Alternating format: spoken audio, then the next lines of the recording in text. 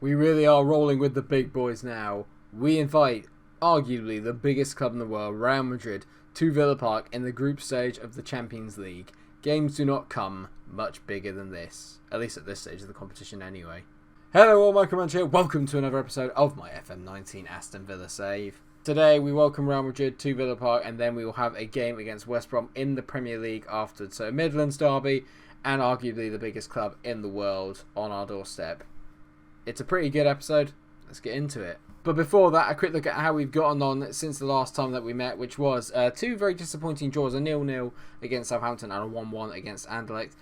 Basically, all you need to know is since then we've won every single game. We smashed Everton 3-0. The reserves beat Northampton 4-2 in the Carabao Cup. Then we beat Swansea, CSK Moscow, and the other Champions League group that's happened since then.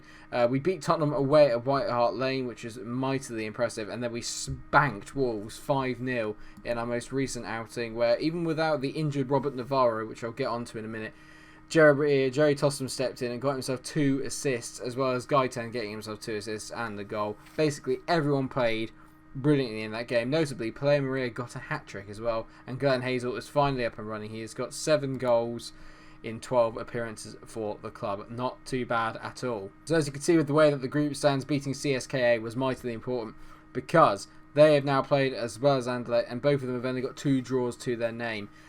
We have obviously got the win against CSK, and Real Madrid also got a win against Anderlecht. So this is really to kind of see who maybe might top the group. The next 2 fixtures against Real Madrid are going to be crucial, as probably will our trip away in Russia. But that's getting ahead of ourselves. Let's focus on this game first. In terms of the lineup then, it is very similar to the team that we put out against Wolves, although we had Badi Ashil and Lucas Mai as the defensive partnership in that game. But we go back to Rudiger and Markovic today. They're ahead of Christensen with Fila and Brie as the 2 wing-backs. Pelé Maria, fresh off a hat-trick, is on the left, although he's unhappy at the moment because we're having contract talks and they didn't go particularly well because I was trying to save myself money. So as soon as he's a little bit happier, we'll get into that because I cannot afford to lose him. Gaitan's on the right, Vile and Goretzka in the middle. Jerry Tossum is the attacking midfielder in behind Glenn Hazel, who leads the line today. I realise it was a very roundabout way of getting through the lineup, not like my normal one. I'm mixing it up, viewers. I hope that's okay.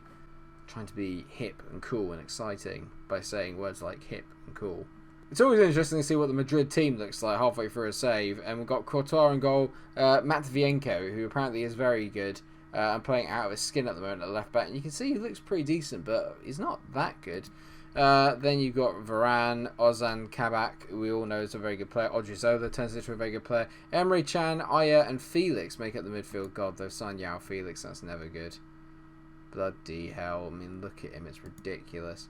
Then they got Rodrigo. Obviously, no one the kid on the... I mean, wow. Jeez. They got him, Bernardo Silva, and Diego Jota up front. So Vinicius Jr. is on the bench. They've also got, who else do I recognise? Toni Kroos is still there. How old must he be now? 34. So it's a shame they're not playing because I think our players could get in and around him there and maybe cause him some trouble. I don't want to say that I'm confident, but I'm not as scared as I could be, put it that way. I'm going to say to the boys here, we have a chance to move into top spot with a win here, so I'm expecting you to deliver.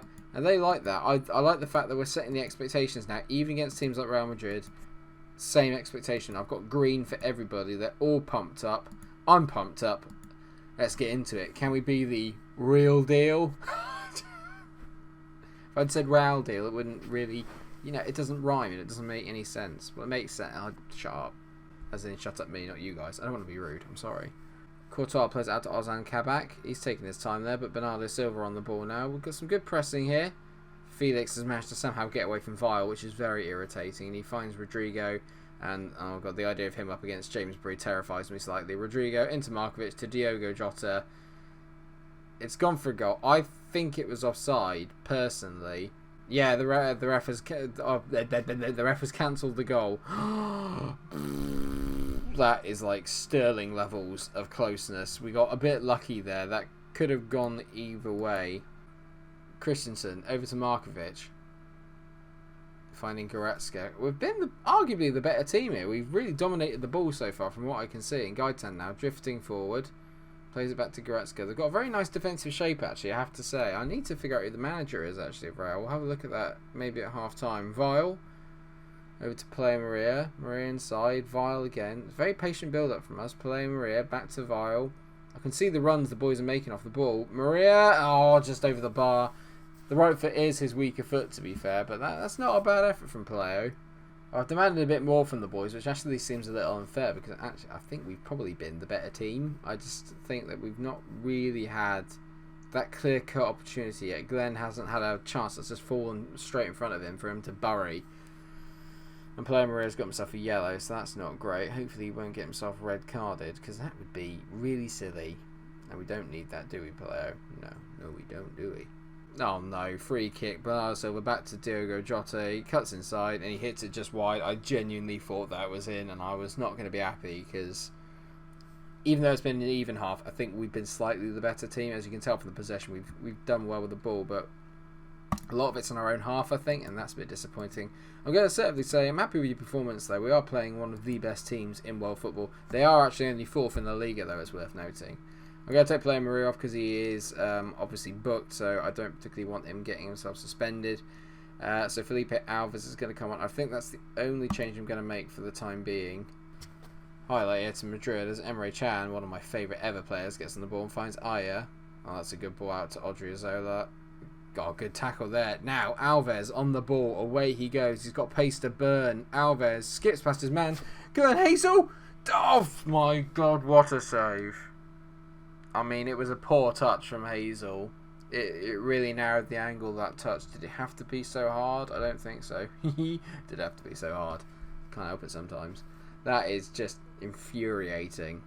Jerry Tossum is now in the best game, and I think we're going to go a little bit more conservative. I'm going to bring on Miguel, and he's going to sit back a little bit, get him playing as the defensive midfielder, and then we can maybe get Vile playing as a supporting deep line playmaker rather than a defensive one we usually utilise him as.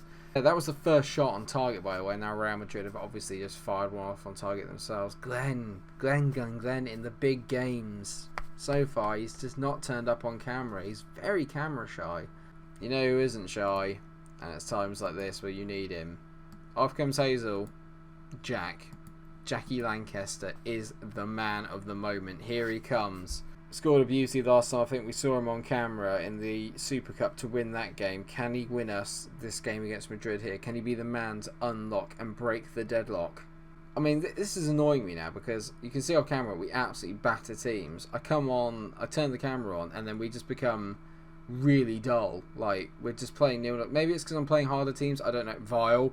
Oh, of course it's gone over the bar. I can't remember the last time we scored a direct free kick. I literally can't remember. It was that long ago. It does feel a bit like they've just come and sort of like semi-part the bus a bit and they've not really come out of their half. Maybe we're that team now. Maybe we're like getting to that City stage where teams are actually scared to open up against us, because if it turns into a you shoot, we shoot kind of game, then 9 times out of 10 we win. Maybe that's the problem. As James Bree finds Gaitan. Go on, mate. Poor ball. Goretzka! Goretzka, it's 1-0! 93rd minute winner. Leon Goretzka with his 4th goal of the season. Oh, hashtag scenes. I can't believe what I've just seen. Gaitan. It's lucky with the deflection, but what a touch to take that out your feet. And he... Calmness? Talk about it. Absolute scenes. He's doing the celebration I was doing a minute ago. We move up to first in the group. Real, they can't have that long. Come on, ref. We've got to blow up now, surely. Don't you dare. Don't do this to me. It took 93 minutes, but we have ground this out. What a win.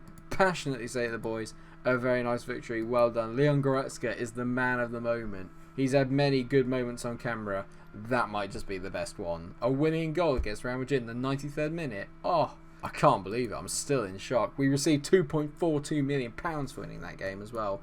Magical. And at the moment, we top the group. We top the group. I'll see you at West Brom in a minute. Oh, mate. Yes. Oh, this is annoying. So a couple of days before the West Brom game, club doctors told me that Leon Goretzka has the flu and he'll be out for 1 to 6 days. Hopefully he'll only be out for a day. But Glenn Hazel has also pulled himself a calf muscle and is going to be out to 2 to 3 weeks. So just before an important derby, I'm losing 2 of my key men, which is very upsetting. Although you guys will probably think there's nothing special about Glenn Hazel. He's not even that good, mate. And to be fair, I'd probably almost agree with you at this rate. Every time I turn the camera on, he plays like turd, and I don't know how to fix it. And so we are here then, and we make our trip to the Hawthorns in the Premier League. And yes, as you saw it, we are topping the table right now, and we actually have a game in hand over some of the teams around us. Have a game in hand over Tottenham and Liverpool, who are only 2 points behind each. City are the ones we kind of need to keep an eye out for, as are Manchester United. They've both played 9 games. City are on 20 points, and United are on 19 respectively. In all fairness, at this stage, everything is pretty close-knit. But we've made a really good start. We're still, I think we're the only unbeaten team in the league, and every time I say that, we always lose the next game. So I really wish I hadn't said anything now. So as we touched on before the game, Goretzka is actually passed his fitness test, but he's going to stay on the bench. I don't want to knacker him out too much, but Glenn Hazel will be out for today's game. And instead of Jack Lancaster, I'm actually going to go Maximiliano Gomez. He's not very happy at the moment because he wants first team football. I've told him that he's not really the number one anymore because of the arrival of Glenn Hazel, and Jack Lancaster is still arguably a better player than he is. I used him last year mainly to teach Jack a little bit of a lesson, but Gomez has got 100% conditioning, and he's also got 100% match sharpness, which Jack Lancaster doesn't because he's just coming back sort of from an injury. So what I'm probably going to end up doing is I'm going to swap him over at half time, but let's give Gomez a go. The least I can do is give him a go. And the other change that comes in is Pelé Maria takes the place of Jerry Tossum, and Alves comes in on the left hand side, and Abel Miguel will be replacing Leon Goretzka, who, like I said, is on the bench. Apart from that, it is as you were. I don't like the 4-1-4-1 formation. We always struggle against it, and that's what they're playing. So, cue the 0-0. I've just realised we've had 91% of the ball in the first 10 minutes. I mean, that's frightening. It doesn't look like we're just not letting them out. And yet they've got a free kick, and Ryan Kent hits it, and I am the only surprise is that it didn't go in, if I'm honest, because that's pretty much how things have been whenever I've dominated games recently. The game against Madrid, which we didn't really dominate, but we were even Stevens in, fine, no issues. Any game where I dominate the ball, rubbish. Pelé Maria over a free kick, hits it, good save, Gomez! Of course he doesn't shoot, of course he's offside, you useless boy. And yet again, it's another thrilling game. I like it. For God's sake. We're just so bad against teams that play the 4-1-4-1, and I don't know how to fix it. We've only got one bloke up front, so do I take the gamble and push further forward? I'm going to go aggressive, so I'm far from pleased with what I've just seen, because even though we're dominating it, we're not getting anywhere. I don't think Miguel is the player for this kind of game. I am going to bring on Leon Goretzka. I'm gonna push the wing backs up. I think I'm going to push the wing backs up. I know that James Bree can play there, so we'll get James Bree on the automatic one, and then we'll drop Fila back, so that way I've still got a little bit of cover, but James Bree can get a bit more advanced. Vile over a free kick, he hits it. Oh, what a save again by... That cannot be you, I think. No. Sorry. No. Loris Karius. No. Have you seen him play? No. Half an hour to go, and funnily enough, Gaitan's injured. It's just the last thing that I needed right now. I'm going to have to bring Jerry Tossum on. He's going to go and play in the middle. Maria's going to play out on the right hand side. I'm going to move Fila up. And just, this is infuriating. I can't believe Gaitan's injured. How long is that going to be for? Yeah, I know, I just made the change. We just saw it. On comes Tossum. Come on now. How bad's that injury? Potential foot injury. Could be bad. Could be a broken ankle. Could be a knock. It could be anything. Honestly, we've made enough chances to win this game. It's just poor finishing. Even Jack's playing at 6.4. There's got to be a bug in this game. There has to be. There's got to be something I'm doing wrong, or some sort of bug in this game where my strikers consistently play like shit. Even though they're all really good strikers, there must be a bug. Don't you flipping dare, you absolute melon. Don't you dare. Please don't, West Brom. Kratky hits it in, Bree heads it clear. It's all over. Told you it'd be a 0-0. I'm so sorry. We dominate every game. We have chances. It always ends in a 0-0. It's just... Certainly say it wasn't good enough. And Santiago Gaitan's twisted his ankle, was out for 3 to 4 weeks. So now I've got Gaitan's injured, Navarro's injured, Goretzka's injured, Klosterman's injured, Hendo is injured, and so is Hazel. It's not even like they're shit players, they're all really useful. If we are still in a good position, I think that maybe we'll even have a triple header. It's been a while since I did a triple header.